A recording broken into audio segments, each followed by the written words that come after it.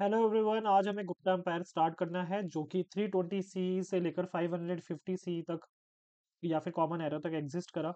ठीक है, तो ये जो गुप्ता एरा है इसको गोल्डन एज ऑफ इंडिया भी कहते हैं। क्या कहते हैं? Golden age of India. ऐसी काफ़ी ज़्यादा एडवांसमेंट देखी इंडियन सबकॉन्टिनेंट में बिकॉज ऑफ दिस एम्पायर। जैसे for example advancement in literature, advancement in for example coin making. ठीक है, advancement in science and technology. ये बहुत सारी एडवांसमेंट जो है गुप्ता एम्पायर में देखने को मिलती है, जिसकी वजह से इसको गोल्डन एज भी कहा जाता है। क्या कहा जाता है? Golden age of India. ठीक है, क्लियर है। अब पूरा डिटेल में देखते हैं कि ऐसा क्या हुआ था कि एक पूरे एक अंपायर के जो कार्यकाल था दैट इज 320 सी से लेकर 500 सी तक, 550 सी तक, ऐसा क्या रहा कि इसको गोल्डन एज ऑफ इंडिया कहा जाता है। ठीक है, सो अगर सोर्सेस की बात करें गुप्ता एम्पायर के बारे में हमें इंफॉर्मेशन कहाँ से मिलती है, तो ऐसे बहुत सारे लिटरेरी सोर्सेज है जिससे हमें गुप्ता एम्पायर के बारे में पता चलता है।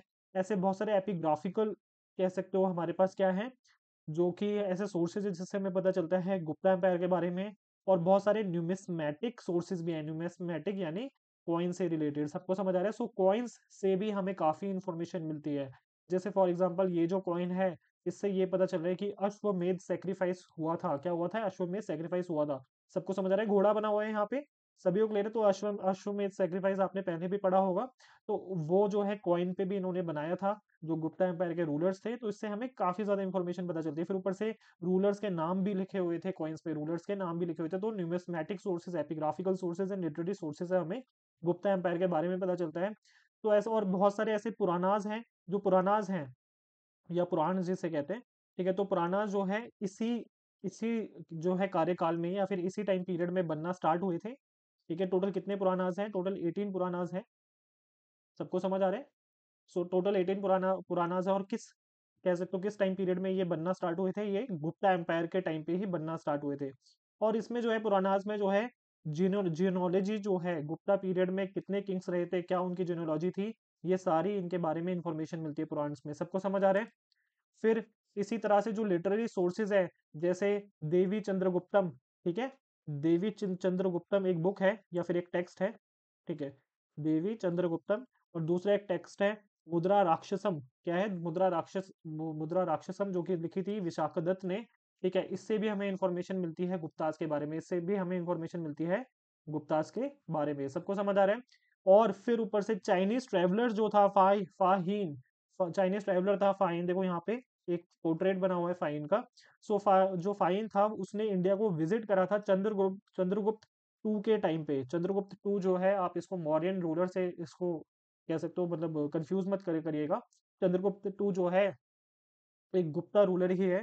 ठीक है, तो इसके टाइम पे कौन आया था? फाहीन, एक चाइनीज ट्रैवलर था। ठीक है, ये बुद्धिज्म में काफी ज्यादा इंटरेस्ट था और बुद्धिज्म के स्क्रिप्चर्स ये पढ़ने आया था। ठीक है, संस्कृत टेक्स्ट ये पढ़ने आया था इंडिया में। ठीक है, तो ये काफी ज्यादा वैल्यूएबल अकाउंट प्रोवाइड करवाता है कि किस तरह से सोशल, इकोनॉमिक और रिलीजियस कंडीशंस थी गुप्ता के टाइम पे। सबको समझ आ रहा है?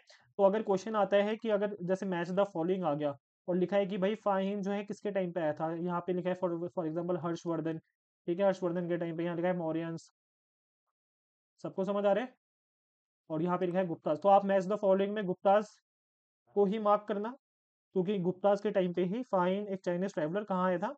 हमारे इंडिया में। सबको समझ आ रहा है?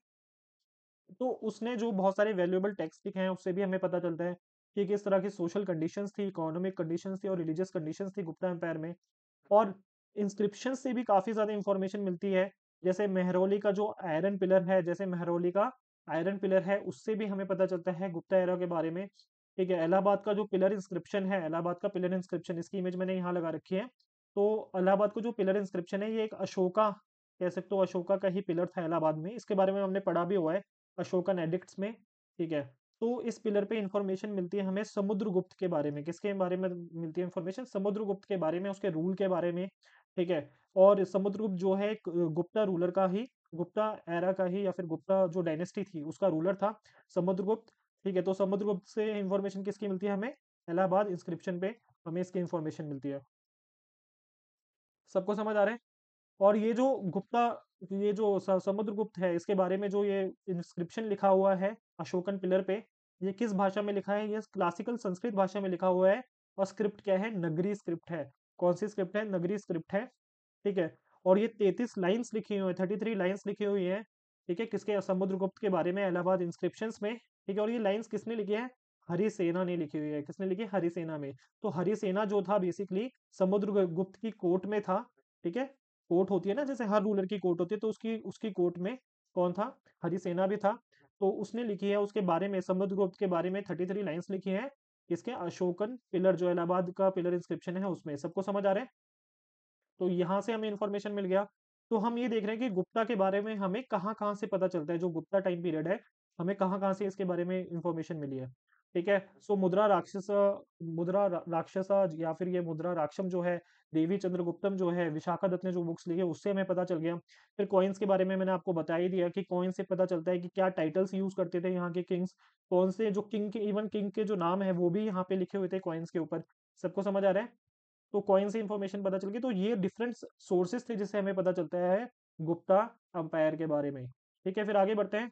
तो जो सबसे पहला रूलर था, जो सबसे पहला रूलर था गुप्ता एम्पायर में, वो कौन था? वो था श्रीगुप्त। कौन था? श्रीगुप्त। सो गुप्ता डायनेस्टी जो थी उसका फाउंडर था श्रीगुप्त। ठीक है। श्रीगुप्त के बाद एक दूसरा रूलर आता है, उसका बेटा ही आता है घटोत्कच। कौन? घटोत्कच। और अब देखो, हमने इनके बारे में सीधा इसलिए नहीं पढ़ा क्योंकि इतनी इंफॉर्मेशन इनके बारे में है भी नहीं। फिर ऊपर से ये लोग इतने, कैसे कह सकते हो, इतना ज़्यादा इन्होंने बड़ा कुछ जो किंगडम है या फिर नहीं बना पाए थे ये लोग। जो सबसे सिग्निफिकेंट रूलर है जो हमें सबसे पहले पढ़ना है वो है चंद्रगुप्त वन। वो कौन है? चंद्रगुप्त वन। और चंद्रगुप्त को ही कहा जाता है कि गुप्ता जो एम्पायर है, गुप्ता एम्पायर की जो शुरुआत है वो किसने करी थी? चंद्रगुप्त। चंद्रगुप्त को ही उसका क्रेडिट दिया जाता है। लेकिन फाउंडर कौन था गुप्ता डायनेस्टी का? वो था श्रीगुप्त।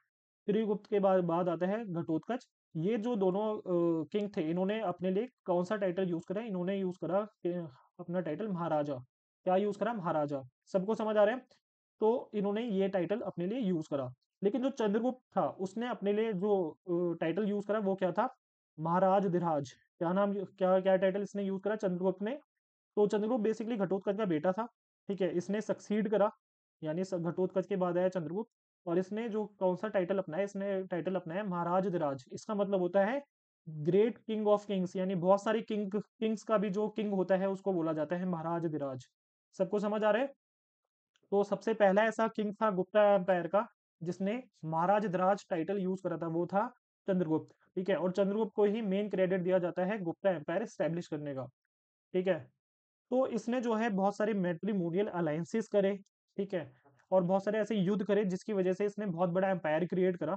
ठीक है, गुप्ता एम्पायर की बात कर रहे हैं हम। जैसे फॉर एग्जांपल मैट्रिमोनियल मोनियल अलायंस में इसने लिच्छवीज जो थे, जो लिच्छवीज थे, उनकी जो कह सकते हो एक प्रिंसेस थी कुमार देवी, उनसे शादी करी। ठीक है। तो देख रहे हो ये मैट्रिमोनियल अलायंस जो करते थे, युद्ध लड़ते थे, इससे बहुत ज्यादा एक्सपेंशन हो पाता था। ये जो जितने भी एम्पायर्स थे, क्योंकि हर जगह आप लोग युद्ध नहीं कर सकते, बहुत सारे एनिमी बना लोगे, तो कहीं पे आपको डिप्लोमेसी भी करनी पड़ती है। तो जैसे इन्होंने डिप्लोमेसी के तहत मैट्रिमोनियल अलायंसेस करे। ठीक है। तो जो मेहरौली में आयरन पिलर इंस्क्रिप्शन है, जो मेहरौली में आयरन आयरन पिलर इंस्क्रिप्शन है, वहां से हमें पता चलता है इसके एक्सटेंसिव कॉन्क्वेस्ट के बारे में। कहाँ कहाँ पे कह सकते हो इसने अपना परचम लहराया है। हम बात करें चंद्रगुप्त वन की। ठीक है। सो चंद्रगुप्त वन को ही कंसिडर करा जाता है the founder of the Gupta era, जो कि स्टार्ट होता है 320 यानी 320 एडी से लेकर 330 एडी तक इसका रूल रहता है। ठीक है। और गुप्ता जो पूरा अंपायर है वो कब से कब तक एग्जिस्ट करता है? वो एग्जिस्ट करता है 320 एडी से लेकर 550 एडी तक। सबको समझ आ रहा है? आई होप सभी सभी को क्लियर होगा। सो ये हो गया चंद्रगुप्त के बारे में। आगे देखते हैं। तो चंद्रगुप्त के बाद आते हैं समुद्रगुप्त। चंद्रगुप्त के बाद कौन आता है? समुद्रगुप्त। और ये काफी ज्यादा सबसे one of the most important ruler है गुप्ता डायनेस्टी का। इसका रूल रहा 330 एडी से लेकर 380 एडी तक। ठीक है। He was the greatest ruler of the Gupta dynasty. और जो इलाहाबाद पिलर इंस्क्रिप्शन है जिसके बारे में जस्ट थोड़ी देर पहले बताया था, ये भी इसी के बारे में इंफॉर्मेशन प्रोवाइड करवाता है। और ये जो इंस्क्रिप्शन है इस पे लिखा हुआ है कि इसने टोटल 3 स्टेजेस में अपनी मिलिट्री कैंपेन करी। इसने टोटल कितने स्टेजेस में मिलिट्री कैंपेन करी? इसने टोटल 3 स्टेजेस में अपनी मिलिट्री कैंपेन करी। तो सबसे पहली स्टेज में जो समुद्रगुप्त है, इसने युद्ध करा नॉर्थ इंडिया के रूलर से। किससे युद्ध करा? नॉर्थ इंडिया के रूलर से। फिर जो सेकंड जो इसकी स्टेज थी, जब इसने अपने एम्पायर को एक्सपेंड करा, तो ये साउथ में गया। ठीक है। और साउथ में जब ये गया तो इसने वहां पे भी जीत हासिल करी। ठीक है। और इसने जो ये जो साउथ का एक्सपेडिशन था, इसको क्या नाम दिया? ये जो साउथ में इसने वॉर्स लड़े, जो ये गया, इसको इसने बोला दक्षिण पथ। क्या बोला? दक्षिण पथ। सबको समझ आ रहा है? तो ये वर्ड याद रखना, दक्षिण पथ। ठीक है, समुद्रगुप्त के लिए यूज होता है। और जो इसकी लास्ट कैंपेन थी, ठीक है, वो भी कुछ नॉर्थ इंडियन रूलर्स के अगेंस्ट ही थी। जो लास्ट कैंपेन थी वो भी कुछ नॉर्थ इंडियन रूलर्स के अगेंस्ट थी। सबको समझ आ रहा है? तो यहाँ पे लिखा हुआ है कि जैसे फर्स्ट कैंपेन जो थी नॉर्थ इंडियन रूलर्स, ठीक है, अच्युत और जो कि नागसेना है, ठीक है, अच्युता और नागसेना जो है इनके अगेंस्ट में थी, और ये ऑफ कोर्स ये जीत गया था। तो जो गुप्तास थे उनके बहुत बड़े कह सकते हो दुश्मन थे नागा रूलर्स। कौन थे? नागा रूलर्स। ठीक है, उसमें से अच्युता और जो ये है आपका नागसेन, ठीक है, इनके अगेंस्ट इसने युद्ध लड़ा और ये जीता यहाँ पे। ठीक है, फिर इलाहाबाद इंस्क्रिप्शन बताता है कि साउथ इंडिया में इसने टोटल कितने या सदर्न पार्ट ऑफ इंडिया में इसने टोटल 12 रूलर्स को हराया। कितने रूलर्स को हराया? 12 रूलर्स को हराया। ठीक है, और 12 रूलर्स को हरा के यहाँ पे इसने क्या करा? उनको उनकी जो है जमीन को हड़पा नहीं, ठीक है, या फिर एनेक्स नहीं करा। सबको समझ आ रहा है? लेकिन इसने क्या करा कि उन रूलर्स को बोला कि भाई आप जो है हमारे अंडर आ जाइए। किसके अंडर आ जाइए? हमारे अंडर आ जाइए, या फिर हमको ट्रिब्यूट पे करते रहिए। क्या क्या पे करते रहिए? ट्रिब्यूट पे करते रहिए, और हमारी जो सुजरेनिटी है उसको कह सकते हो एक्सेप्ट करिए। यानी आपके ऊपर भी कौन है? हम लोग हैं। यानी समुद्रगुप्त को that is king of the Kings की तरह से एक तरह से वो इन्होंने कर दिया। तो टोटल जो नॉर्थ इंडियन रूलर्स थे, जो नागा रूलर्स थे, उनकी तो इन्होंने पूरी की पूरी टेरिटरी पे कब्जा कर लिया था। सबको समझ आ रहा है? जो पहली कैंपेन हुई थी। लेकिन जो समुद्रगुप्त की दूसरी कैंपेन थी जो साउथ इंडिया में थी या सदर्न पार्ट ऑफ इंडिया में थी, उसमें इसने क्या कर दिया था? इसने एनेक्स नहीं करा था। He did not destroy and annex those kingdoms. ठीक है, लेकिन क्या करा इसने? डिफीटेड रूलर्स को ये बोला कि भाई आप अपना किंगडम वापस रख लीजिए, लेकिन जो सुजरेनिटी है, ठीक है, वो आपको जो है ट्रिब्यूट जो है हमें पे करना पड़ेगा। सबको समझ आ रहा है? अब जो थर्ड स्टेज थी समुद्रगुप्त की, ठीक है, उसमें जो नॉर्थ इंडिया में बचे कुचे जो इसके राइवल्स थे उसने उसको हराया। ठीक है, यहाँ पे टोटल 9 किंग्स के साथ इसने युद्ध लड़ा। ठीक है, और उनको उनकी टेरिटरी को जो है हथिया लिया या फिर एनेक्स कर दिया। सबको समझ आ रहा है? तो ये हम पढ़ रहे हैं समुद्रगुप्त के बारे में। फिर आगे पढ़ा जाए तो जो समुद्रगुप्त है, जितनी भी मिलिट्री विक्ट्रीज होती थी, जब भी ये किसी युद्ध में जीतता था, तो समुद्रगुप्त जो है अश्वमेध सेक्रीफाइस करता था। आप सबको याद होगा अश्वमेध सेक्रीफाइस। अगर आप लोगों को याद है तो कमेंट सेक्शन में कमेंट करके बताइए क्या होता है अश्वमेध सेक्रीफाइस में। तो अश्वमेध सेक्रीफाइस परफॉर्म करता था ये। ठीक है, और फिर इसने गोल्ड एंड सिल्वर कॉइन्स भी रिलीज करे। ठीक है, जिसपे क्या लिखा होता था? इस पे लिखा होता था रिस्टोरर ऑफ द अश्वमेध। रिस्टोरर ऑफ द अश्वमेध लिखा होता था, यानी जो अश्वमेध को जिसने रिस्टोर करा हो। ठीक है, और इतने अच्छे कॉन्क्वेस्ट में जिसमें एक भी युद्ध नहीं आ रहा, इसकी वजह से समुद्रगुप्त को क्या बोला जाता है? इसको बोला जाता है इंडियन नेपोलियन। मतलब थोड़ी सी अजीब सी बात है, नेपोलियन कितने सैकड़ों साल बाद आया समुद्रगुप्त से, लेकिन स्टिल कह सकते हो ये जो आपके फॉरेन हिस्टोरियंस है और इन सब ने क्या बोला? इंडियन नेपोलियन कंसिडर करा समुद्रगुप्त को। सबको समझ आ रहा है? या फिर नेपोलियन को बोला जाना चाहिए था कि भाई वेस्टर्न समुद्रगुप्त, ऐसे कुछ नाम देना चाहिए था, बट स्टिल जो भी चीज़ है, इंडियन नेपोलियन कहा जाता है किसको? समुद्रगुप्त को। तो आप अगर क्वेश्चन आता है कि भाई इंडियन नेपोलियन किस राजा को बोला जाता है, तो गुप्ता एरा के समुद्रगुप्त जो है उसको बोला जाता है इंडियन नेपोलियन। फिर आगे बढ़ा जाए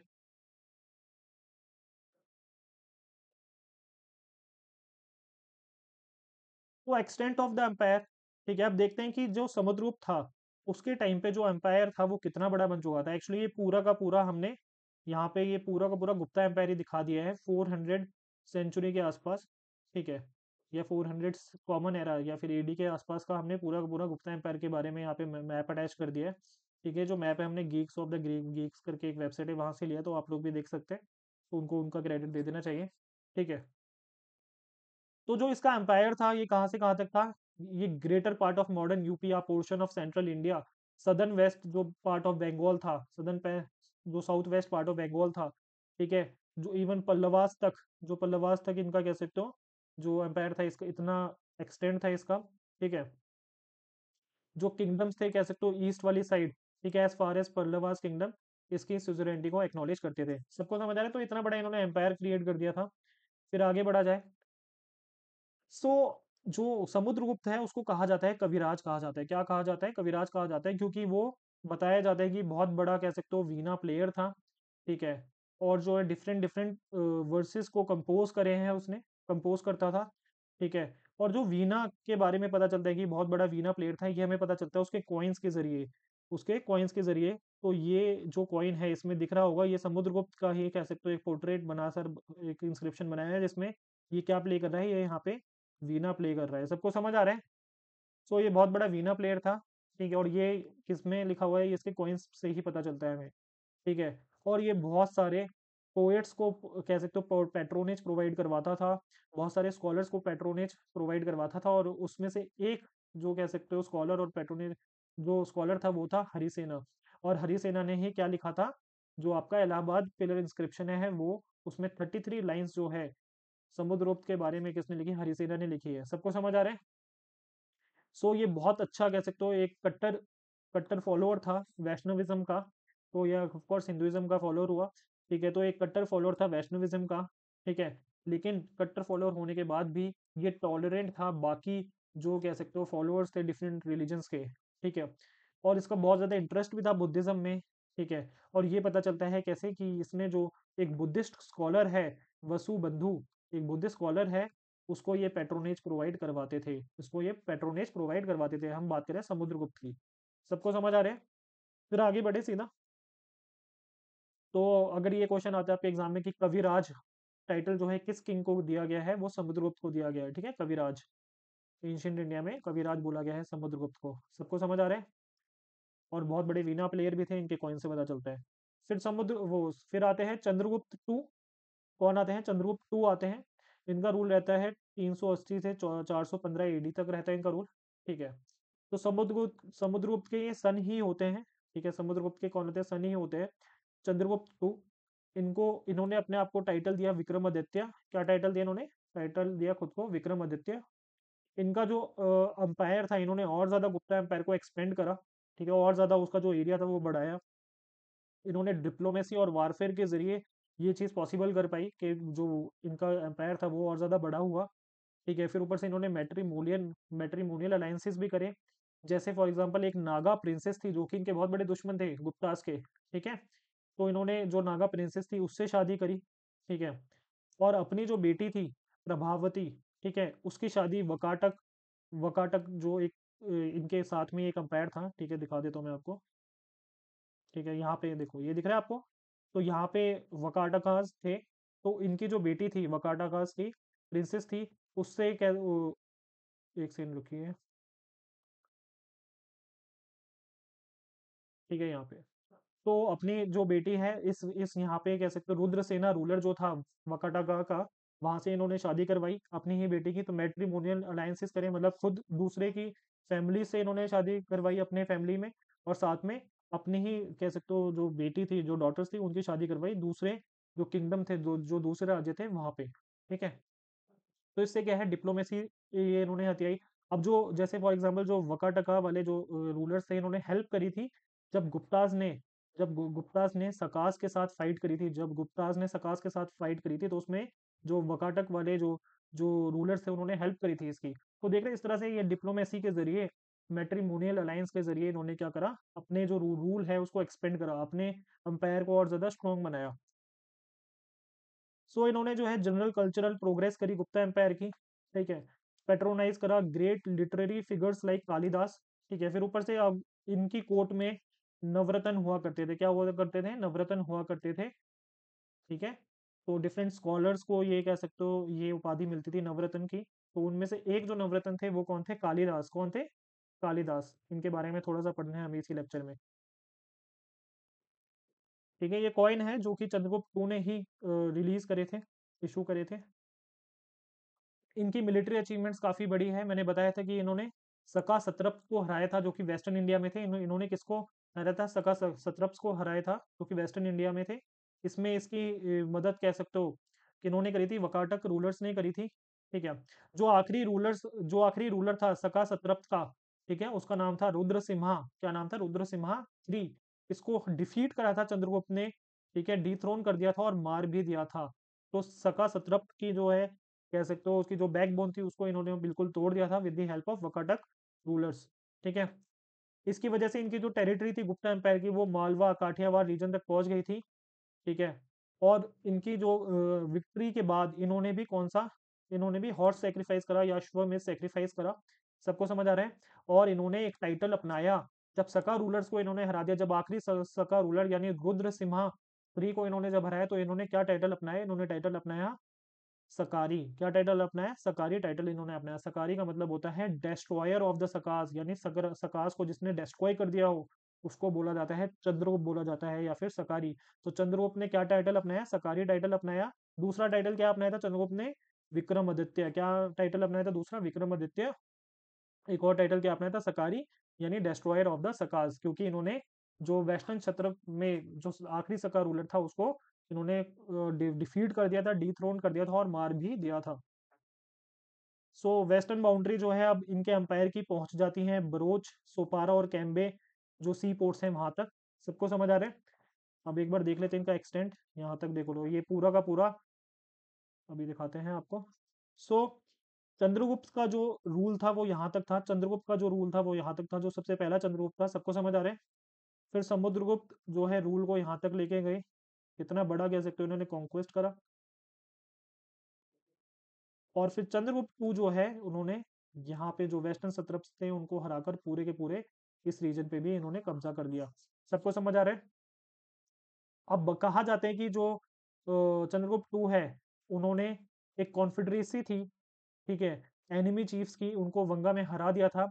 इन्होंने कहा जाता है कि जो सिंध रिवर है उसको भी क्रॉस कर दिया था और कॉन्कोर कर लिया था बैक्टीरिया को। किसको कॉन्कोर कर लिया था? बैक्टीरिया को कॉन्कोर कर लिया था। ठीक है। इसकी वजह से कहा जाता है जो चंद्रगुप्त टू का जो ये एक्सपीडिशन था, इसकी वजह से कहा जाता है जो पूरा पूरा एम्पायर था वो वेस्टर्न मलवा से लेकर गुजरात, काठियावाड़, ये नॉर्थ वेस्ट वाले रीजन में तो था ही, फिर हिंदू कुश तक पहुंच गया था। Hindu Kush up to bacteria bacteria तक इनका जो रूल था वो वहां तक पहुंच गया था। सबको समझ आ रहा है? तो देख लो कितना बड़ा एम्पायर इन्होंने बना दिया था। फिर नेक्स्ट जो है अब हमें पढ़ना है फाहिन के बारे में। फाहिन जो था एक चाइनीज ट्रेवलर था जो कि चंद्रगुप्त टू के कार्यकाल में विजिट करता है इंडिया को। ठीक है। ये लैंड रूट के जरिए आता है। ठीक है। गंधार गंधार पंजाब होते हुए। ठीक है। फिर ये पेशावर, मथुरा, कन्नौज, श्रावस्ती, कपिलावस्तु, कुशीनगर, पाटलिपुत्र, काशी, बोध गया, इतनी सारी जगह को ये कह सकते हो विजिट करता है। और ये सी रूट के जरिए सिलोन और जावा चले जाता है। ठीक है। और फिर वापस अपने चाइना पहुंच जाता है कुछ टाइम बाद। इसका जो मेन पर्पस ऑफ विजिट था वो था कि भाई ये लैंड ऑफ बुद्धा को देखना चाहता था। ये बुद्धिस्ट मैन्यूस्क्रिप्ट को कलेक्ट करने आया था इंडिया में। और ये कहा जाता है कि पाटलिपुत्र में इसने स्टे करा, ठीक है, करीबन 3 साल तक, और जहाँ इसने संस्कृत और बुद्धिस्ट टेक्स्ट के बारे में पढ़ा। तो ये फाहिन के बारे में इंफॉर्मेशन हो गई। तो अगर आपसे पूछा जाए कि भाई किस रूलर के कार्यकाल में फाहिन ने इंडिया को विजिट करा था, तो ये एक चाइनीज पिलग्रिम था जो कि चंद्रगुप्त टू, गुप्ता एम्पायर का चंद्रगुप्त चंद्रगुप्त टू के टाइम पे इसने इंडिया को विजिट करा था। सबको समझ आ रहा है? और काफी ज्यादा इसने इंफॉर्मेशन प्रोवाइड करी है कराई है इंडिया की सोशल, इकोनॉमिक और रिलीजियस कंडीशन के बारे में। ठीक है। और जो फाहीन है इसके अकॉर्डिंग इसने कहा था कि जो बुद्धिज्म है वो बहुत ज्यादा फ्लरिशिंग कंडीशन था नॉर्थ वेस्ट इंडिया में। कहाँ पे? नॉर्थ वेस्ट इंडिया में बहुत ज्यादा फ्लरिश कर रहा था। लेकिन जो गेंजेटिक वैली है, जैसे यूपी बिहार वाला जो रीजन है, ठीक है, वहां पे ये स्टेट ऑफ निग्लेक्ट में था, यानी थोड़ा सा डिक्लाइन हो रहा था। क्या हो रहा था? थोड़ा सा डिक्लाइन हो रहा था। और इसने गैंजेटिक वैली वाले रीजन को क्या बोला? Land of Brahmanism. क्या बोला इसने? गैंजेटिक वैली वाले या गैंजेटिक वैली वाले रीजन को इसने बोला लैंड ऑफ ब्राह्मणिज्म, यानी जहाँ पे ब्राह्मण्स का रूल था, जहाँ पे क्या था? ब्राह्मण्स का रूल था या फिर वैदिक कल्चर फॉलो हो रहा था। सबको समझ आ रहा है? ठीक है। इवन जो किंग्स थे, मैंने बताया कि आपको वैष्णवाइट्स थे इनके किंग, यानी विष्णु के फॉलोअर्स थे। ठीक है। और इसके हिसाब से जो पूरा एम्पायर था, गुप्ता एम्पायर था, उसमें इकोनॉमिक कंडीशन जो थी एम्पायर की बहुत ज्यादा प्रॉस्पेरस थी। ठीक है। बहुत ज्यादा अमीर किंगडम था। अब इतना अमीर था कि जो सबसे ज्यादा गोल्ड कॉइन्स एंशिएंट इंडिया में अगर किसी किंग ने या किसी रूल में रहे हैं, ठीक है, most gold coins most gold coins किसी अगर रूल में रहे हैं तो वो गुप्ता एम्पायर के रूल में ही रहे हैं। सबको समझ आ रहा है?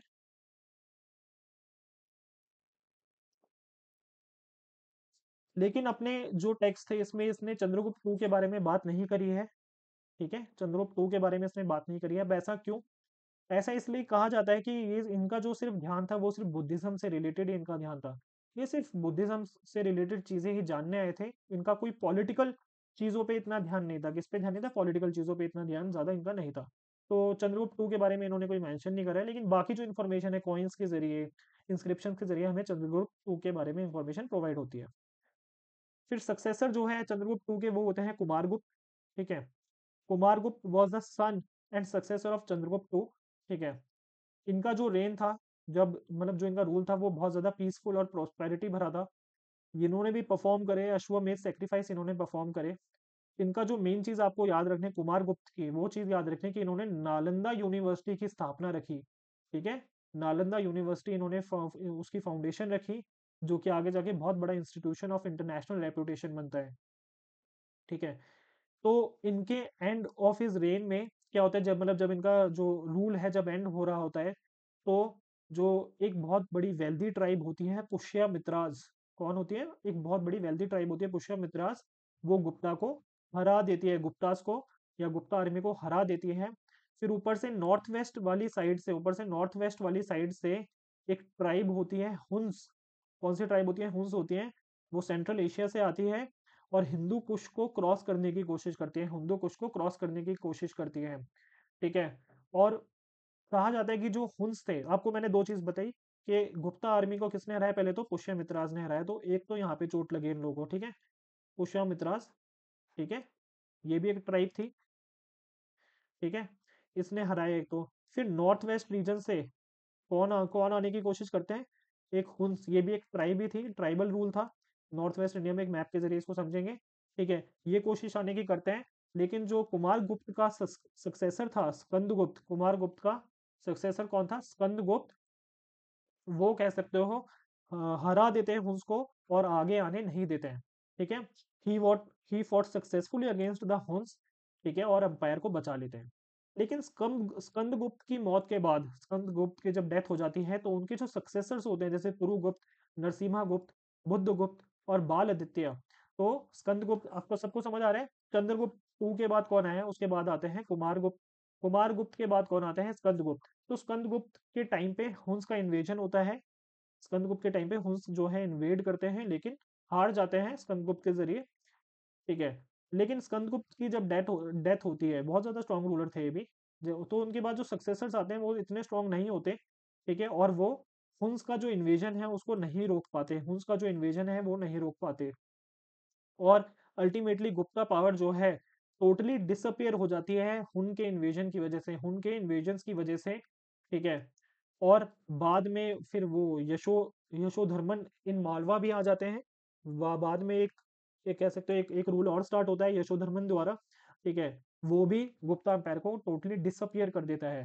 तो मैं आपको बता रहा हूँ कि किस तरह से डिक्लाइन हुआ गुप्ता एम्पायर का। उनके जो सक्सेसर थे, स्कंदगुप्त के बाद जितने सक्सेसर्स थे वो हुन्स का इन्वेजन नहीं रोक पाए, और हुन्स के बाद भी कौन आता है, यशोधर्मन इन मालवा, वो भी अपना रूल क्रिएट करते हैं, उसकी वजह से टोटली डिसअपियर हो जाता है गुप्ता एम्पायर का जो टोटल रूल है।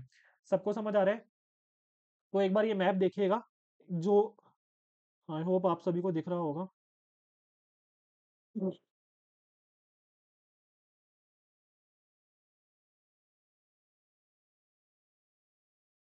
तो इस वाले मैप को एक बार देखिए, इसमें जो है एम्पायर ऑफ हुन दिखा रखा है। ठीक है, 420 या फिर 30 एडी से 542 एडी तक। ठीक है, ये last stages of Gupta empire जो है वो यहाँ तक बचा था। सबको समझ आ रहा है। तो वेरियस यूनिट्स ऑफ हुन्स जो है अटैक करती है इंडिया के पार्ट को 470 एडी में, और जिसकी वजह से कह सकते हो जो गुप्ता एम्पायर है वो डिसअपियर हो जाता है आफ्टर सम टाइम। ठीक है, ऑफ कोर्स जब इतनी बड़ी हार होती है किसी एम्पायर की, तो दूसरा एम्पायर जो है, जो दूसरी डायनेस्टी है, वो ऑफ कोर्स अपना रूल वहां पे स्टेब्लिश कर देती है। ठीक है, और कहा जाता है जो राजपूताना जो है, जो राजपूताना कहा जाता है, उनके पूर्वज बताते हैं हुन्स ही है। ठीक है, बाकी खैर एक बार डिटेल में हम पढ़ लेंगे। ठीक है, बाकी एक बार डिटेल में हमें पढ़ना है इस रूल के बारे में, राजपूतानास के बारे में मिडिवल इंडिया में। ठीक है, लेकिन अभी आप इतना समझिए कि नॉर्थ वेस्ट इंडिया से कौन आते हैं, हुन्स आते हैं, जो कि बहुत तगड़ी चोट प्रोवाइड करवाते हैं इसको, गुप्तास को। ठीक है, सो स्कंदगुप्त के बारे में हमें कहाँ से इंफॉर्मेशन पता चलती है। ठीक है, स्कंदगुप्त के बारे में हमें इंफॉर्मेशन पता चलती है भिटारी इंस्क्रिप्शन से। कहाँ से, भिटारी इंस्क्रिप्शन से। ये भी एक पिलर इंस्क्रिप्शन है, ये जो मैंने पिलर लगा रखा है भिटारी इंस्क्रिप्शन है। भिटारी इंस्क्रिप्शन जो है गाजीपुर डिस्ट्रिक्ट, गाजीपुर यूपी में है। ठीक है, भिटारी इंस्क्रिप्शन कहाँ पे, Ghazipur UP, Ghazipur district UP में है। सबको समझ आ रहा है, वहां से हमें इंफॉर्मेशन पता चलती है किसके बारे में, स्कंदगुप्त के बारे में। किसके बारे में पता चलती है, स्कंदगुप्त के बारे में।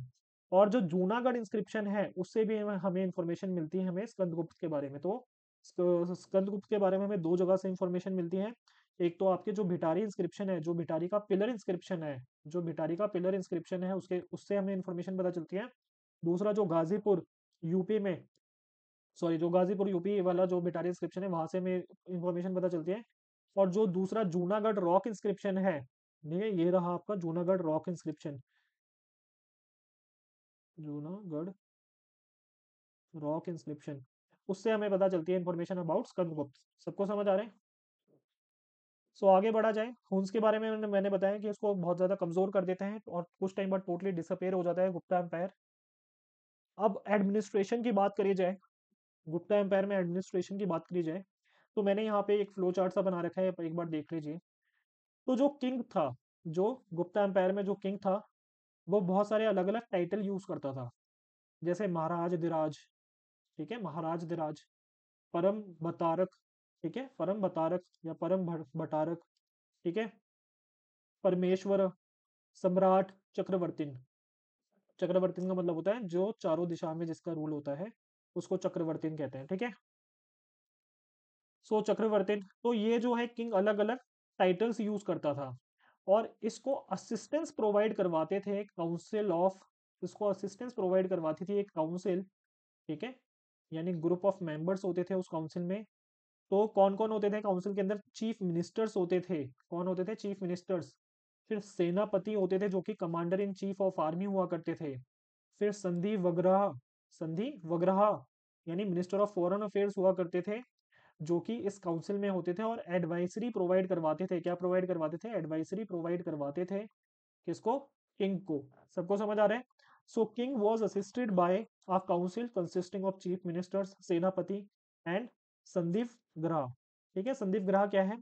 अब संदीप ग्रह जो है एक तरह का foreign minister of foreign affairs है। क्या है? Minister of foreign affairs. तो जो फॉरेन अफेयर्स कौन संभालता था उस टाइम पे? संदीप ग्रह संभालता था। तो ये क्वेश्चन आ सकता है, ठीक है।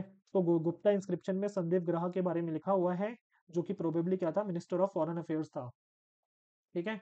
तो मैंने बताया गुप्ता किंग जो है टाइटल्स अपनाते थे, जैसे परम बतारक, ठीक है, महाराज धीराज, परमेश्वर, सम्राट, चक्रवर्तीन, ठीक है। So the king was assisted by administration, in his administration by council consisting of chief minister, senapati, commander in chief of the army and other important officials, ठीक है। अब जो पूरा का पूरा गुप्ता एम्पायर था उसको प्रोविंसेस में बांटा गया था। किसमें बांटा गया था? प्रोविंसेस में बांटा गया था। अब जो किंग है, किंग और प्रोविंस के बीच में कुछ ना कुछ कम्युनिकेशन होना चाहिए, ठीक है। एक किंग को पता होना चाहिए ना कि भाई उसके किसी एक्स प्रोविंस में क्या हाल चल रहा है। तो वो कौन पूरी हेल्प करवाता था? वो उसमें हेल्प करवाता था प्रोविंशियल एडमिनिस्ट्रेशन से, कह सकते हो प्रोविंशियल एडमिनिस्ट्रेशन मैनेज करने में किंग की कौन हेल्प करते थे? कुमार अमात्यास और आयुक्तास। ये एक ऐसे ऑफिशियल थे, ऐसे ऑफिशियल थे जो कि क्लोज कांटेक्ट बना के रखते थे प्रोविंशियल एडमिनिस्ट्रेशन का, ठीक है, किंग के साथ। तो किंग को कौन हेल्प करता था प्रोविंशियल एडमिनिस्ट्रेशन मैनेज करने में? कुमार अमात्यास एंड आयुक्तास। आई होप सबको समझ आ रहा है। तो मैंने क्या बताया, जो एम्पायर था, जो पूरा का पूरा एम्पायर था, उसको छोटे छोटे प्रोविंसेस में बांट दिया। अब किंग को मैनेज करने में प्रोविंशियल एडमिनिस्ट्रेशन कौन हेल्प करते थे? कुमार अमात्यास या आयुक्तास। ये ऐसे ऑफिशियल्स थे, ठीक है। सो एक और चीज याद रखना, ये बहुत इंपॉर्टेंट पॉइंट है, डायरेक्ट क्वेश्चन आ सकता है। गुप्ता पीरियड में, ठीक है, फोर्स्ड लेबर हुआ करता था। क्या हुआ करता था? फोर्स्ड लेबर हुआ करता था, जिसको बुलाया जाता था विष्ठी। क्या बुलाया जाता था? विष्ठी बुलाया जाता था, ठीक है।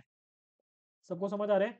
और ये लोग, ये जो मिनिस्टर्स हैं और जो किंग है उसकी हेल्प करते थे, ठीक है। तो ये जो फोर्स लेबर है किसकी? मिनिस्टर्स एंड किंग की हेल्प करते थे। सबको समझ आ रहा है? मिनिस्टर्स ऑफिशियल्स की हेल्प करते थे कौन? विष्ठीज। सबको समझ आ रहा है? For serving the ministers and the officials, ठीक है, एंड इवन द किंग।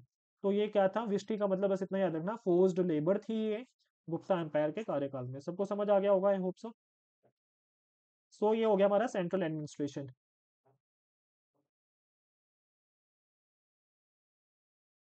सो जो पूरा का पूरा प्रोविंस था उसको नाम दिया गया है गुप्ता एम्पायर में भुक्ति। क्या नाम दिया गया? भुक्ति।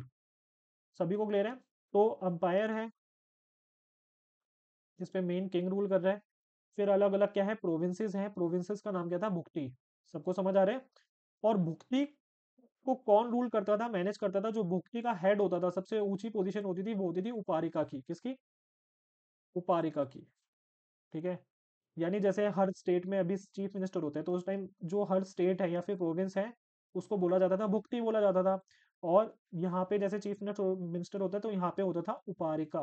क्या होता था? उपारिका। सबको समझ आ रहा है? सो उपारिका क्या है? Provincial governors. प्रोविंशियल गवर्नर क्या है? यानी प्रोविंशियल का कोई भी गवर्नर, उसको बोला जाता था उपारिका। सो जो पूरा अंपायर था वो डिस्ट्रीब्यूटेड था अलग अलग प्रोविंसेस में। प्रोविंसेस को क्या बोला जाता था? भुक्ति बुलाया जाता था।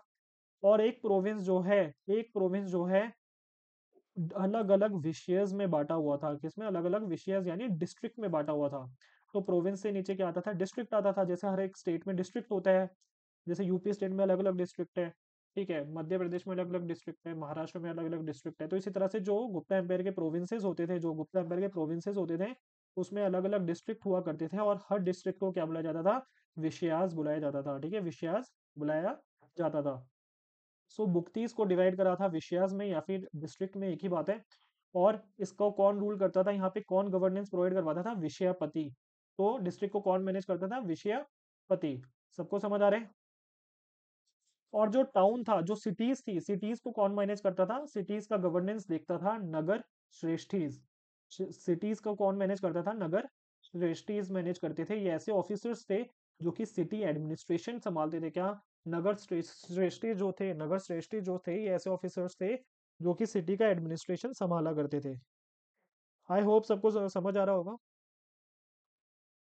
सो अब जो डिस्ट्रिक्ट है, उनको भी एक छोटी छोटी यूनिट्स में डिवाइड करा हुआ था। जो डिस्ट्रिक्ट्स थे उनको भी छोटी छोटी यूनिट्स में डिवाइड करा हुआ था। और इन यूनिट्स को कहते थे विट्ठीज। क्या कहते थे? विट्ठीज कहते थे। सबको समझ आ रहा है? सो जो छोटे छोटे ये जो डिस्ट्रिक्ट्स थे, जो विषयस थे, उनको भी आगे एक छोटी यूनिट में बांटा गया जिसको कहा गया विट्ठीज। और विट्ठीज से भी सबसे लास्ट में जो सबसे छोटी यूनिट है वो होती थी विलेजेस। वो क्या होते थे? विलेजेस। सबको समझ आ रहे हैं? और जो विलेजेस थे, ठीक है, डिस्ट्रिक्ट के अंडर जो विलेजेस थे, इनको कौन कंट्रोल करता था? मैंने आपको पहले भी बताया है। ग्रामिका अगर कहीं आ रहे तो वो होता था विलेज हेडमैन। ग्रामिका का मतलब क्या है? Village headman. तो विलेजेस को कंट्रोल करते थे विलेज हेडमैन। ठीक है। और ये बहुत ज्यादा इंपॉर्टेंट रोल प्ले करते थे गुप्ता के टाइम्स में। सबको समझ आ रहा है? गुप्ता पीरियड में जो ग्रामिका थे, ये बहुत ज्यादा इंपॉर्टेंट रोल प्ले करते थे। ग्रामिका मतलब विलेज हेडमैन। सबको समझ आ गया होगा, आई होप सो। ये डायग्राम याद कर लेना, बहुत इंपॉर्टेंट है एडमिनिस्ट्रेशन समझना किसी भी एम्पायर का। ठीक है। जो फाहीन है, जो मैंने बताया था, चाइनीज ट्रैवलर जो आया था, वो कहता था कि भाई बहुत ज्यादा माइल्ड था और बेनेवलेंट जो था इसका एम्पायर, गुप्ता एम्पायर बहुत ज्यादा माइल्ड और बेनेवलेंट था। ठीक है। इतना ज्यादा सख्त नहीं था। जो लोग थे वो आराम से एक जगह से दूसरी जगह जा सकते थे। उनको पर्सनल फ्रीडम अच्छा खासा दिया गया था लोगों को। स्टेट जो है इंटरफेयर नहीं करता था किसी भी इंडिविजुअल की लाइफ में। ठीक है, किसी भी इंसान की लाइफ में जो स्टेट था यानी गवर्नमेंट थी, वो इंटरफेयर नहीं नहीं करती थी। जो पनिशमेंट थी वो बहुत ज्यादा सीवियर नहीं थी। पनिशमेंट जो थी बहुत ज्यादा सीवियर नहीं थी। और ज्यादातर केसेस में फाइन लगा दिया जाता था बस। क्या लगा दिया जाता था? ज्यादातर केसेस में फाइन लगा दिया जाता था। ऐसा नहीं होता था कि किसी को सजाए मौत दे दी या फिर किसके हाथ काट दिए, पैर काट दिए, ऐसा नहीं होता था। क्योंकि इस जमाने में बहुत ज्यादा सीवियर पनिशमेंट्स दी जाती थी। सभी लोग ले रहे हैं। कोई स्पाई सिस्टम नहीं था। आपने जैसे मौर्यन एम्पायर में देखा होगा, स्पाई सिस्टम था उनके पास पूरा। यहाँ पे लेकिन कोई स्पाई सिस्टम नहीं था। तो अगर गुप्ता एडमिनिस्ट्रेशन की बात करी जाए, गुप्ता एम्पायर की बात करी जाए, अगर आपसे कोई पूछे कि क्या वहाँ पे स्पाइस यूज होते थे, तो इन्होंने कोई भी स्पाइस यानी जासूस यूज नहीं करे थे। ठीक है। ऑन द होल जो पूरा का पूरा एडमिनिस्ट्रेशन था, वो पूरा का बहुत ज्यादा लिबरल लिबरल था। ठीक है, as compare to the Mauryas. हाँ, मौर्यस लिखा होगा। ठीक है, as compare to the Mauryas. तो मौर्यस के मुकाबले इनका जो एडमिनिस्ट्रेशन था बहुत ज्यादा लिबरल था। सबको समझ आ रहा है? इतना रेस्ट्रिक्टिव नहीं था, इतना इंटरफेरेंस नहीं करती थी गवर्नमेंट। तो ये सबको समझ आना चाहिए। तो पूरा का पूरा एम्पायर है, उसको भुक्तीज में डिवाइड करा है। भुक्तीज को विषयज यानी डिस्ट्रिक्ट में डिवाइड करा है। भुक्ति का मतलब प्रोविंस। डिस्ट्रिक्ट को छोटी छोटी विट्ठीज में डिवाइड करा है। और विट्ठीज से भी नीचे क्या यूनिट आती है? विलेजेस। सबको समझ आ रहा है? इनके जो मेन एडमिनिस्ट्रेटर हैं, आप उनके बारे में जान लीजिए, याद कर लीजिएगा। जो हायर ऑफिशियल्स थे उनको कैश दिया जाता था। जो हायर ऑफिशियल्स थे उनको कैश दिया जाता था। ज्यादातर जो ऑफिसर्स थे उनको लैंड ग्रांट्स भी दिया जाता था। ये थोड़ा याद रख लेना। ठीक है। जो कुछ ऑफिसर्स थे उनको क्या दिया जाता था? लैंड ग्रांट्स भी दिया जाता था। सबको समझ आ रहा है? और ऐसे वसल्स जो कि अंपायर के बिल्कुल बाउंड्रीज पे रहते थे, ठीक है, उनके पास 3 जिम्मेदारी थी, ठीक है। वसल्स यानी ऐसे लोग जो कि किंग के अंडर में आते हैं, और किंग बोलता है भाई आप एक पर्टिकुलर एरिया है, आप उस पे पूरा गवर्नेंस या फिर एडमिनिस्ट्रेशन करिए, ठीक है। तो जो वसल था, ठीक है, जो वसल था, ठीक है, उसको होमेज प्रोवाइड करवानी थी, ठीक है, सबको समझ आ रहा है। और जब भी किंग बुलाया उसको पर्सनल अटेंडेंस देनी थी कोर्ट में, ठीक है, जो वसल्स थे उनको टाइम टू टाइम ट्रिब्यूट देना था, ठीक है। और अगर कह सकते हो डॉटर की शादी करने के लिए बोले कोई भी मेन किंग, गुप्ता किंग कोई भी बोले तो वो करवानी पड़ेगी, ठीक है। चार्टर्स जो है इसको प्रोवाइड करवाने थे, जिसमें रॉयल रॉयल जो है Garuda still seem to have played seem to been issued to the vessels. तो जो चार्टर थे जिसमें गरुड़ सील यूज होती थी वो वेसल्स के लिए ही यूज होती थी, सबको समझ आ रहा है। ये इतना ऐसा इतना इतना इंपॉर्टेंट पॉइंट नहीं है, बस आप अभी फिलहाल इतना याद रखना, ठीक है। जो पूरा का पूरा अंपायर था, जो पूरा का पूरा अंपायर था, उसमें ऑफिशियल्स को या तो कैश दिया जाता था या फिर लैंड ग्रांट्स दी जाती थी, सबको समझ आ रहा है। अब कुछ कुछ जो प्रीस्ट थे, जो कुछ कुछ जो प्रीस्ट थे और एडमिनिस्ट्रेशन वाले लोग थे, उनको कभी कभी जो है ये लोग लैंड दे दिया करते थे, मैंने अभी जस्ट बताया, ये क्या दे दिया करते थे, लैंड दे दिया करते थे। और ये सिस्टम किसने स्टार्ट करा था एंशियंट इंडिया में, सातवाहनास ने स्टार्ट करा था। किसने स्टार्ट करा था, सातवाहनास ने स्टार्ट करा था, सबको समझ आ रहा है। जो जैसे फॉर एग्जांपल रिलीजियस फंक्शनरीज जो थे, उनको ग्रांट कर दिया जाता था लैंड, जिसमें टैक्स नहीं देना होता था इन्हें, free of tax for ever, जब तक कह सकते हो वो उनका रूल रहेगा। ये जो रिलीजियस फंक्शनरीज थे, मतलब पूरी जिंदगी इन्हें टैक्स फ्री लैंड दे दिया जाता था।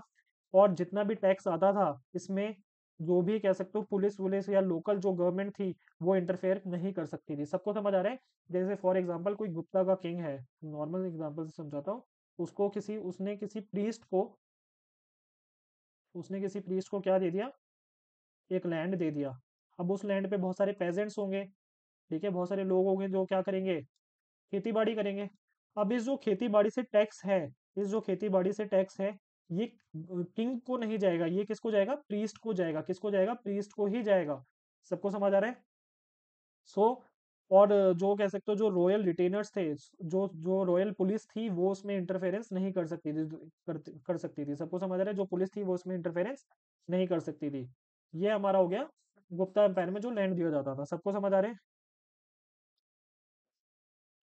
सो जो बेनिफिशरीज थे उनको ये भी पावर दी गई थी कि जो आपके एरिया में क्रिमिनल्स हैं उसको पनिशमेंट देनी है। फॉर एग्जांपल ये जो मैंने बताया था, जो प्रीस्ट है या जो एडमिनिस्ट्रेटर है जिसको लैंड दे दिया है, तो अगर इसके एरिया में कोई क्रिमिनल होता है, इसको अगर सजा देनी है तो वो प्रीस्ट ही वो सजा देगा, सबको समझ आ रहा है। तो ये भी इनके पास पावर थी, ठीक है। छोटी छोटी चीज हैं जो आपको समझने में हेल्प करेंगी, क्वेश्चन एज इट इज आ सकते हैं इन छोटी छोटी लाइनों से ही, ठीक है। सो जो सोशल लाइफ की अगर बात करी जाए, तो जो कास्ट सिस्टम था, सोशल लाइफ की अगर बात करें, तो जो कास्ट सिस्टम था, ये पता नहीं कैसे चल रहा है। सोशल लाइफ की अगर बात करी जाए तो जो कास्ट सिस्टम था वो और ज्यादा क्या हो गया था, रिजिड हो गया था, क्या हो गया था, और ज्यादा रिजिड हो गया था, ठीक है। एक सेकंड रुकिए, इसको दोबारा डिस्कनेक्ट करना पड़ेगा।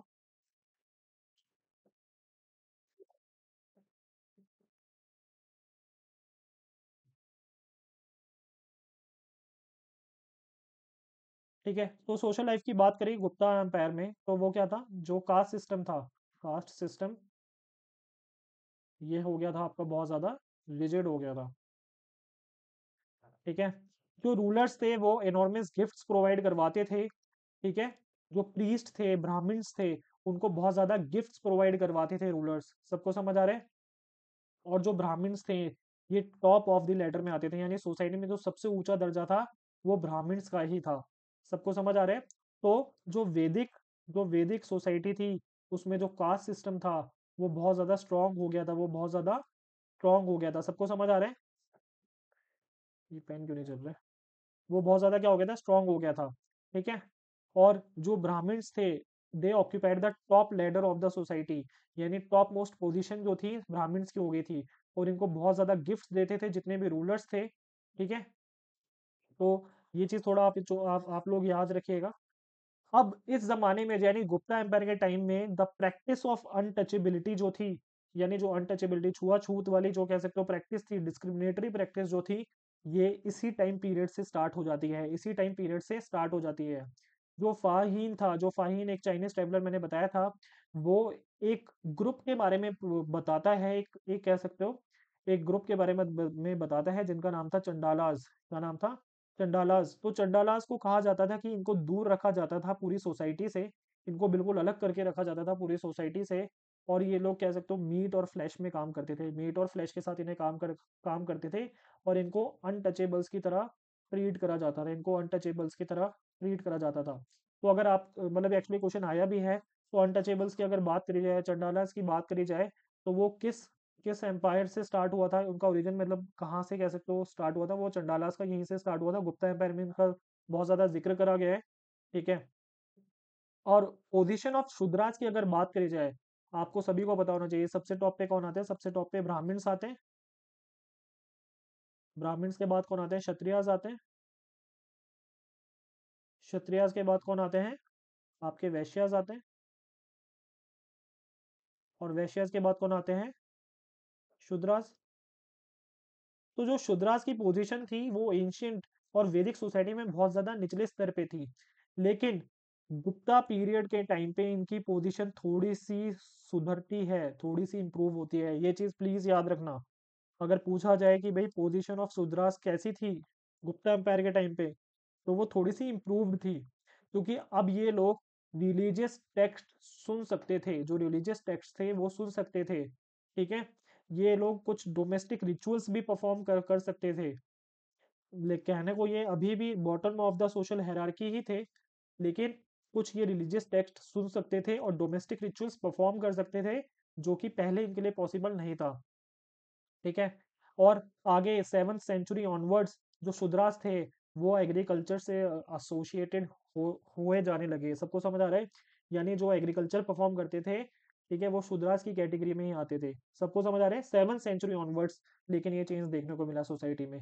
अभी फिलहाल इतना याद रखिए कि जो शूद्रास थे उनकी काफी ज्यादा जो सिचुएशन है वो इम्प्रूव हो जाती है ड्यूरिंग गुप्ता एम्पायर। लेकिन अगर पोजीशन ऑफ वुमेन की बात करी जाए, तो वो मिजरेबल हो जाती है। वो गुप्ता गुप्ता पीरियड में जो पोजीशन ऑफ वुमेन है, जो वुमेन को पोजीशन थी सोसाइटी में, वो और ज़्यादा बदतर हो जाती है। ठीक है। क्योंकि उनको पुरानास जो थे, जो पुरानास यानी एंशियंट टेक्स्ट जो थे, उनको मना करा हुआ था। ठीक है। उन वो लोग नहीं पढ़ सकते थे। ठीक है। They were prohibited from studying the religious text, जैसे पुरानास हो गए। ठीक है। और जो औरत है वो मर्द से कह सकते हो निचले स्तर पे ही रहेगी।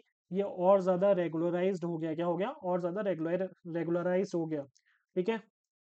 लेकिन बहुत सारे टेक्स्ट में ये भी बोला गया है कि जो लोग हैं, जो मेन है, उसको प्रोटेक्ट करना है। ठीक है। और अच्छे से ट्रीट करना है वुमेन को। लेकिन स्टिल ओवरऑल जो वुमेन की पोजीशन थी वो सोसाइटी में, वो और ज्यादा डाउन हो जाती है ड्यूरिंग गुप्ता पीरियड। सबको समझ आ रहा है? अब ये जो प्रैक्टिस ऑफ स्वयंवर हुआ करती थी पुराने जमाने की, ठीक है, वो बिल्कुल खत्म हो जाती है गुप्ता पीरियड में। प्रैक्टिस ऑफ स्वयंवर जो थी गुप्ता पीरियड में, वो खत्म हो जाती है।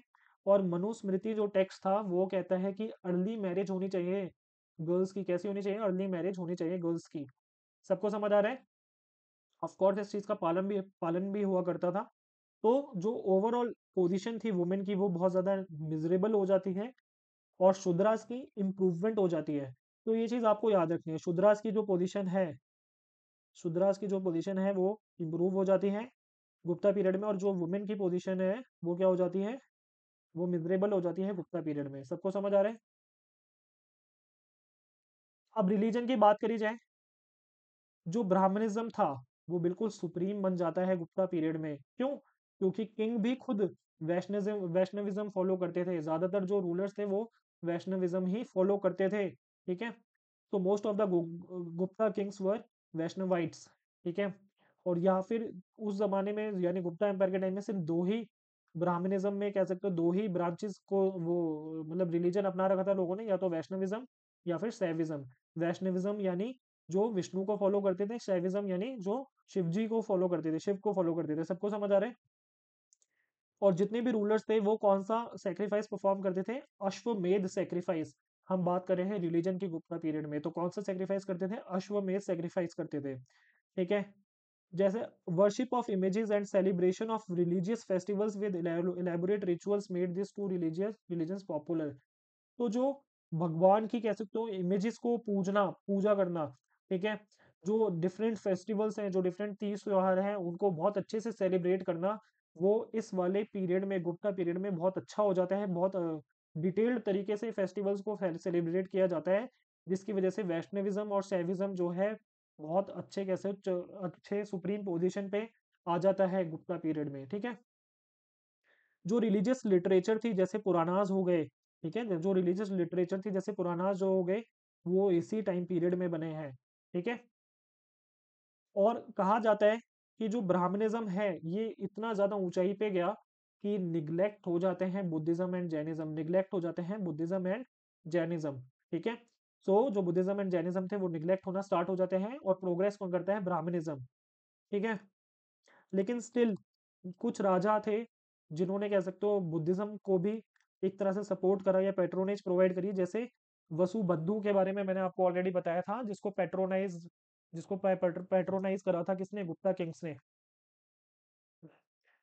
वेस्टर्न एंड सदर्न इंडिया में जैनिज्म फ्लरिश कर रहा था। वेस्टर्न एंड सदर्न इंडिया में कौन क्या फ्लरिश कर रहा था, जैनिज्म फ्लरिश कर रहा था।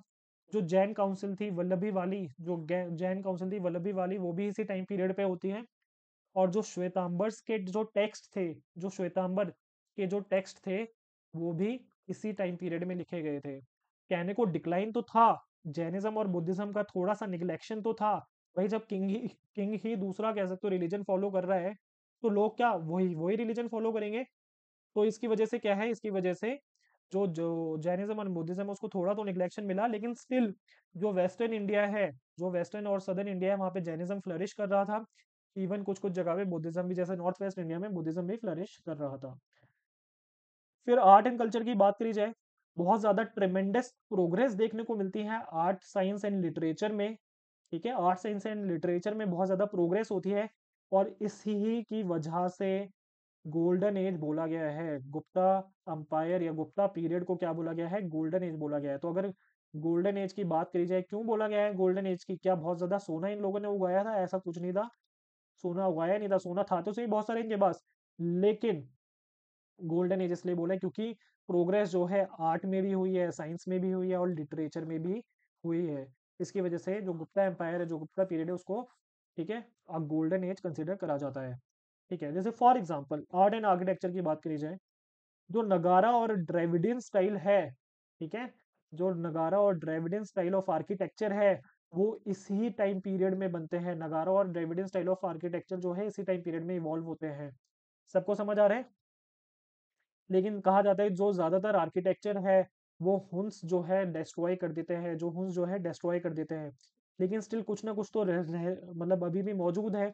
जैसे जो देवगढ़ टेम्पल है, जो देवगढ़, ठीक है, जो देवगढ़ टेम्पल है झांसी में, ठीक है, वो गुप्ता आर्किटेक्चर ही दिखाते हैं। वो किससे बना है, गुप्ता आर्किटेक्चर से ही बना हुआ है। सबको समझ आ रहा है। अब जैसे फॉर एग्जांपल टेम्पल्स जो है इलाहाबाद में, ठीक है, टेम्पल जो है इलाहाबाद में, वो भी गुप्ता आर्ट को दर्शाता है, ठीक है। तो गुप्ता आर्किटेक्चर है, उसमें कहा जाता है कि कोई इन्फ्लुएंस नहीं है गंधार स्टाइल का। गुप्ता आर्किटेक्चर में जो है कोई इन्फ्लुएंस नहीं है, there was no influence of Gandhara style, ठीक है। लेकिन जो बुद्धा, ये जो बुद्धा की इमेज है मथुरा वाली, ठीक है, जो बुद्धा की इमेज या फिर स्टैंडिंग स्टैचू जो है बुद्धा का मथुरा में, उसमें थोड़ा बहुत ग्रीक इन्फ्लुएंस या फिर गंधार वाला इन्फ्लुएंस देखने को मिलता है। सबको समझ आ रहा है।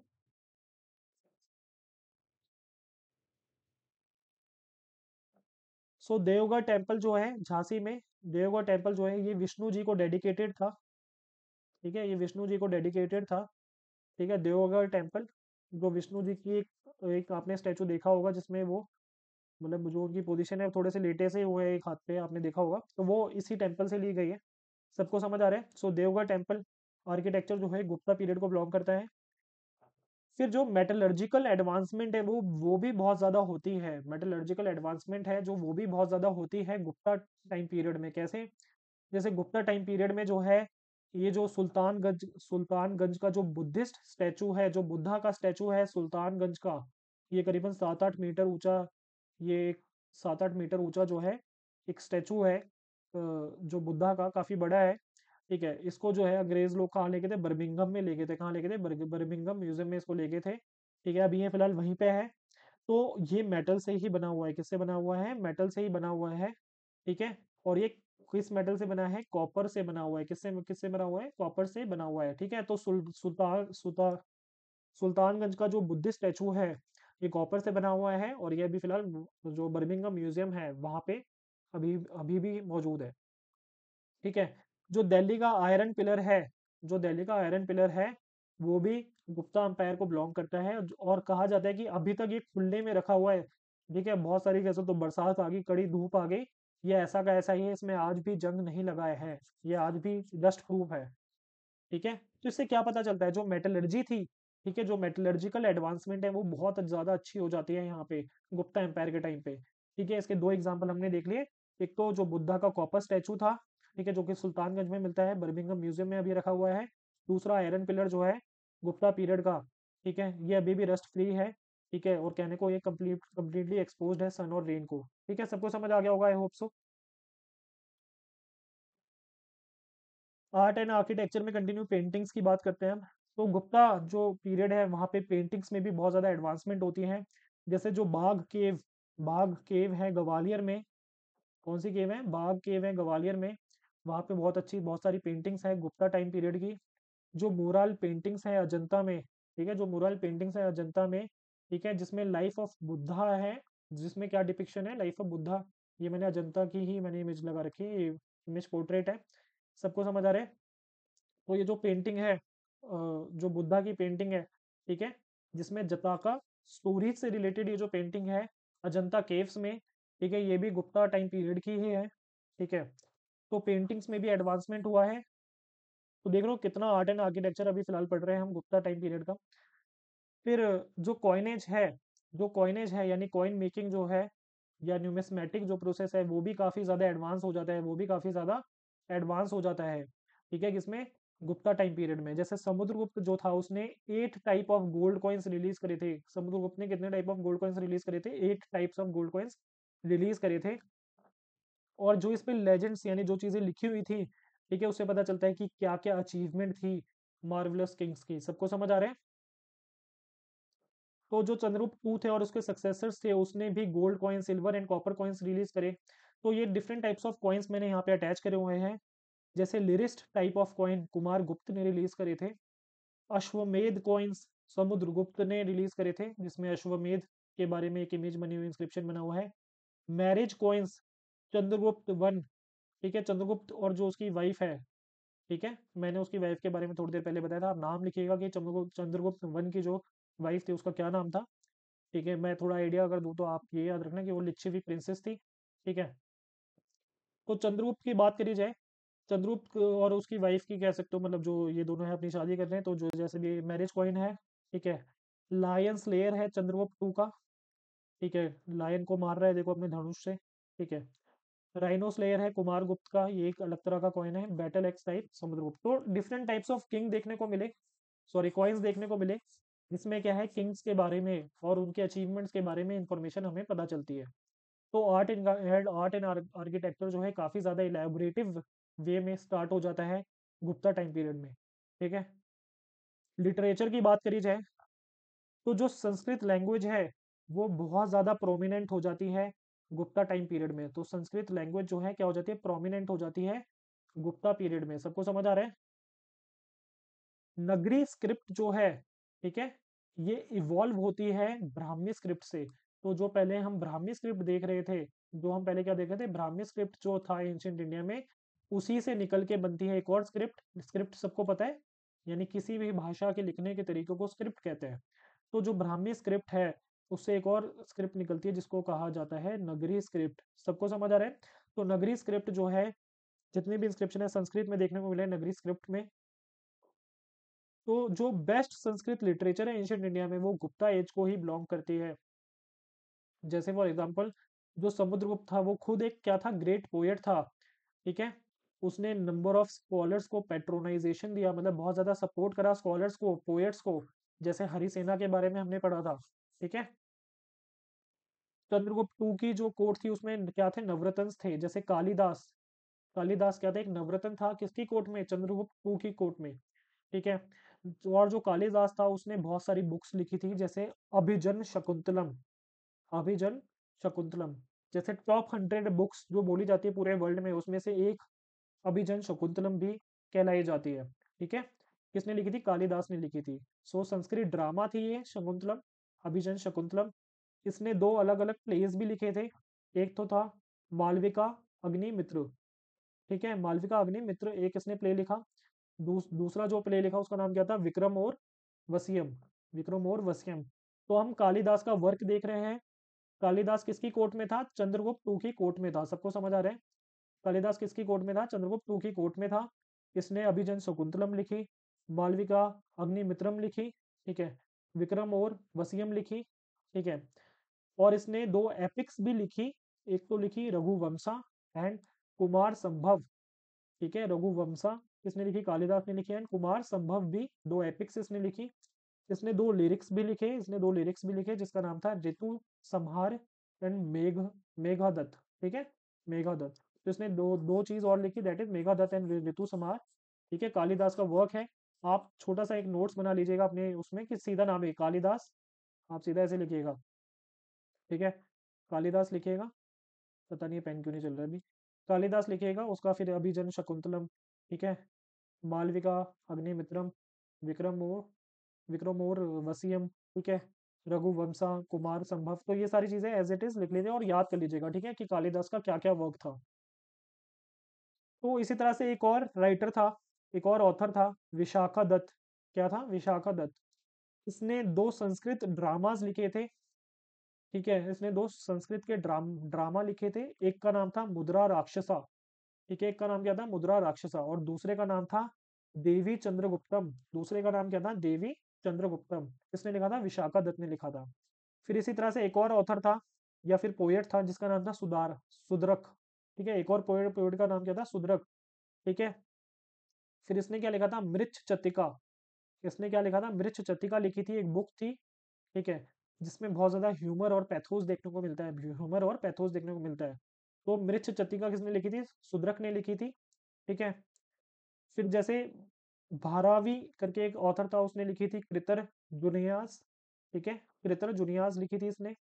ठीक है, कृतर जुनियास यहाँ पे कहीं पे ये रहा, कृतर जुनियास। ठीक है, ये किसने लिखी थी, भारवी ने लिखी थी, भारावी ने लिखी थी। इसमें जो है, जो अर्जुन है और जो शिव है, उनके बीच में कॉन्फ्लिक्ट दिखाया गया है, कॉन्फ्लिक्ट दिखाया गया है।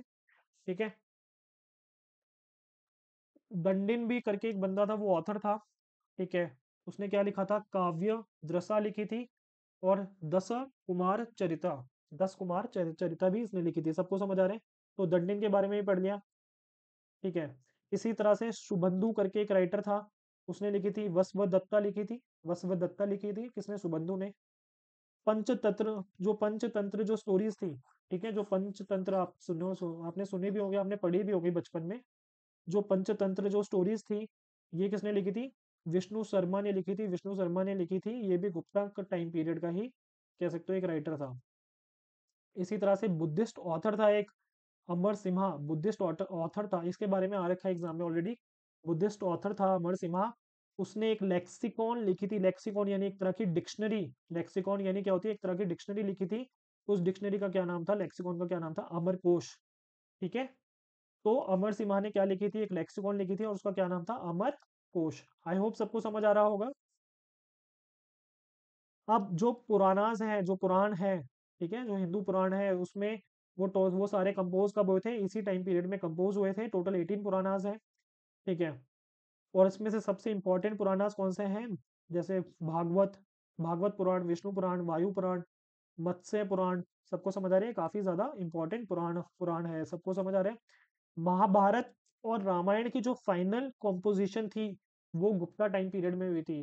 जो महाभारत और रामायण की जो फाइनल टचेस थे या फाइनल कॉम्पोजिशन थे, वो इसी टाइम पीरियड में लिखे गए थे। सबको समझ आ रहे हैं, तो लिखना बहुत पहले से स्टार्ट हो गई थी महाभारत और रामायण। ठीक है, लेकिन फाइनल टच जो है गुप्ता एम्पायर में ही मिलता है। तो ये हमने देखा इसके लिटरेचर के बारे में, ये आपको एज इट इज रटने पड़ेंगे। ठीक है, जो कुछ इंपॉर्टेंट है, जैसे कालिदास का वर्क देख लीजिएगा, विशाखदत्त के जो वर्क है वो देख लीजिएगा।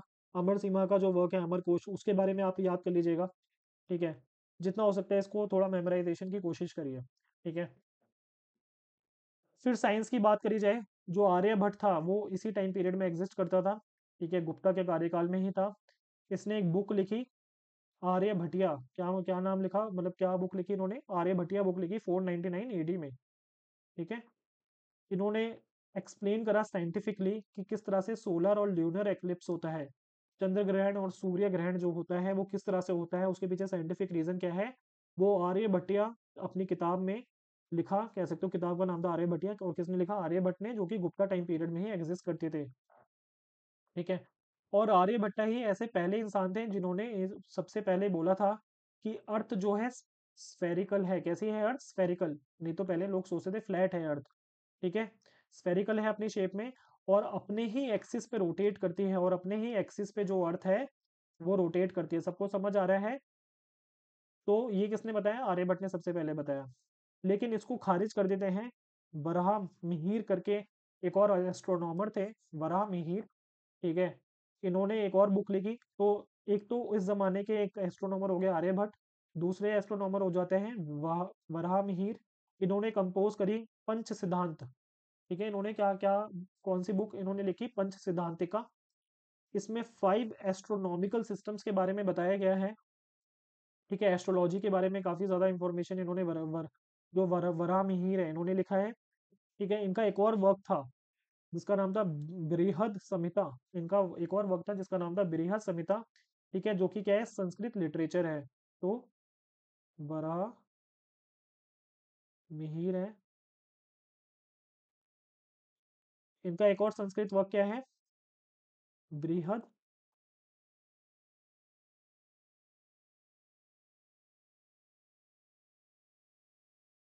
संहिताइज। ठीक है, संहिता, संहिताइज नहीं, संहिता। ठीक है, इसमें जो है एस्ट्रोनॉमी है, एस्ट्रोलॉजी है, ज्योग्राफी है, आर्किटेक्चर है, वेदर है, एनिमल्स के बारे में इंफॉर्मेशन है, और बहुत सारे मंत्र हैं यानी ओमेन्स है। ठीक है, तो ये हम साइंस के बारे में पढ़ रहे हैं गुप्ता टाइम पीरियड के। फिर आगे बढ़े जाए, मेडिसिन फील्ड में वाघभट्ट, वाघभट्ट करके एक, कह सकते हो एक प्रैक्टिशनर होते हैं उस जमाने के। ठीक है, ये लास्ट ग्रेट मेडिकल ट्राई होते हैं एंशियंट इंडिया में। ठीक है, जो वाघभट्ट थे इन्होंने एक बुक लिखी जिसका नाम क्या था, अष्टांग समग्रह। ठीक है, अष्टांग समग्रह, यानी summary of 8 branches of medicine, summary of 8 branches of medicine इन्होंने बुक लिखी। तो मेडिकल फील्ड में भी या मेडिसिन फील्ड में भी काफी ज्यादा प्रोग्रेस होती है गुप्ता टाइम पीरियड में। और गुप्ता टाइम पीरियड में इतनी ज्यादा प्रोग्रेस आर्ट एंड आर्किटेक्चर में। ठीक है, आर्ट आर्किटेक्चर, सबको समझ आ रहा है? फिर ऊपर से साइंस में, लिटरेचर में। ठीक है, इतनी सारी प्रोग्रेस देख के इस एरा को क्या बुलाया जाता है, इस एरा को बुलाया जाता है आपका golden age of ancient India. सबको समझ आ रहा है, गोल्डन एज ऑफ इंडिया। सभी को क्लियर है? आई होप सो सभी को क्लियर हो गया हो जितना भी आज हमने पढ़ा है। अगर कोई डाउट आता है स्टिल, या कोई भी फीडबैक है हमारे लेक्चर से रिलेटेड, तो आप लोग कमेंट सेक्शन में कमेंट कर सकते हैं। बाकी मिलते हैं हम लोग नेक्स्ट लेक्चर में। ठीक है, till then bye bye and take care.